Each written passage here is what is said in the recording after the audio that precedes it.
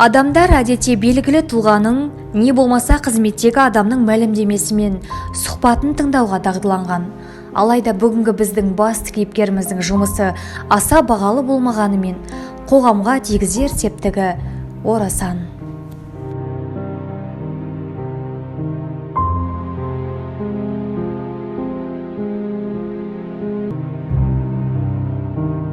Менің есім Нұрғалиева, фамилиям, атым Қарлығаш. Жалғызбасты анамын, бір түйір қызым бар. Осы жұмысқа тұрғаныма қазір 10 жылдан асып кетті. Осы жерде нан жеймін. Күнде азында тұрып осындай тіршілік 8-15 қалғанда жұмысыма қосыламын. Кешке шейін осы жаңағыдай мусорларды теріп, әбден шаршап, шалдығып, бұрыннан су зорға дегенде осы жерден ішіп демаламын, үйіме келіп.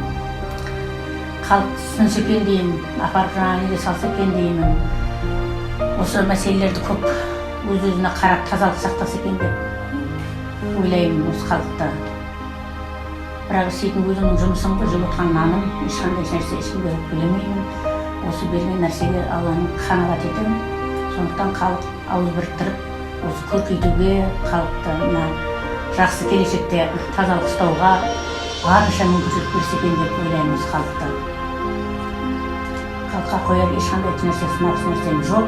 Аузымыз бір болса алмайтын жау жоқ дейді ғой. Тазалық өзімізге қажет, өлермейінше баланың баласына қажет. Сондықтан кішкентай да болса ағайын мына тәртіпке шақырып өз-өзімізді алға келешекте артымыздағы немере шөктерімізге үлгістеп берген мақсатымыз бар. Еліміз үшін тазалық бәрімізге де ауылдай қажет болса, жан-жағымыз бірігіп, ел болып, халық болып таза болса, әкімнің де тазалықта қарайтын бастығымыздың да толық мүмкіншілігі болады деп ойлаймын.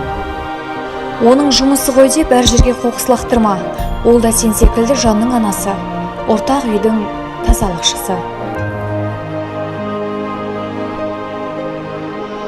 Маржан Умар, Арман Нұралиев, Дәулет Теңізбаев, арнайы Опен Қазал үшін.